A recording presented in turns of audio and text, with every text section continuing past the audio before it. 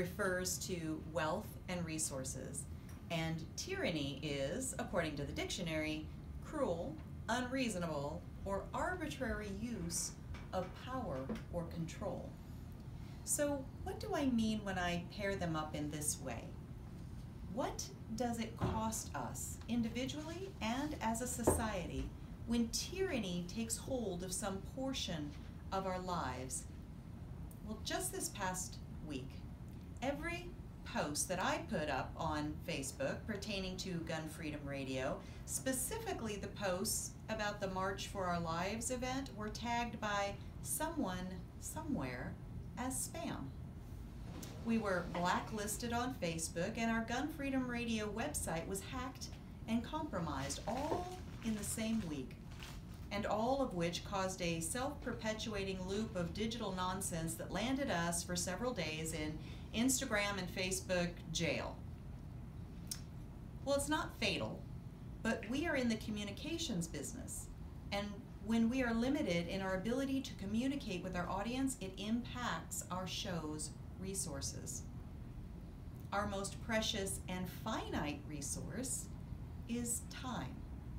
We only get a certain number of minutes to live in this life, and there is no way to purchase or barter for more. Over the past week, I have spent a great portion of this most valuable resource in trying to find the combination to the lock that was on our website and social media platforms. Someone's cruel, unreasonable, and arbitrary use of power and control impacted my economy of time in very serious ways. And when my time is spent up in useless pursuits, I am not benefiting my businesses, my customers, my staff, or my family with my energy. Another finite resource available to us is, of course, money. I say finite because we trade our finite time for that commodity by going to work and creating and building things like so many entrepreneurs and small business people across this nation do, many of whom trust their financial resources to banking institutions like Bank of America.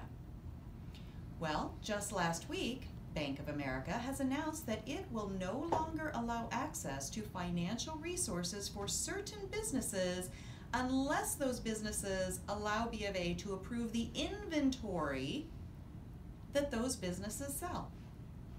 While BofA can conduct their business any way they like, it does smack of arbitrary use of the power over many who have entrusted to them. Cutting off financial resources to a small business is like choking off a person's windpipe. We must be able to breathe, and small businesses must be able to utilize our banking institutions in order to thrive and grow. The bottom line is this: the rights restrictors have a variety of ways to impact our personal economies, and they are becoming bolder and more creative by the day. Some of these rights restrictors have decided that rather than go to the difficulty of changing laws, they will simply levy heavy taxes and financial penalties against those whom they disagree. For example, one town has decided to create a workaround to the Second Amendment, and anyone who lives in that town who wants to keep their firearms will be forced to pay the town $1,000 a day per firearm. Well, that's a win-win for the rights restrictors. Why wouldn't every town decide to do just this very thing? Either the tyrants get what they want by disarming their citizens, or they get to line their coffers with their citizens' money.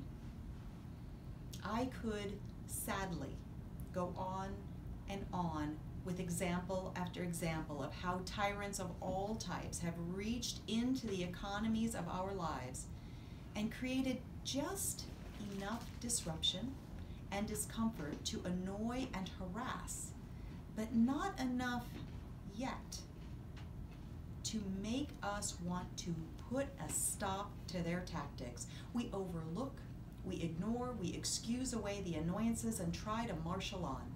We take on the burden as sliver by sliver our peace of mind and our freedom of movement is chipped away. If we do stop, however, for a moment and consider the world we are leaving for the next generation, we may feel protective over these things. If not for ourselves, then for our children and our children's children. Perhaps we should begin to seriously take stock of and audit those who are encroaching on us with their economy of tyranny. Dan?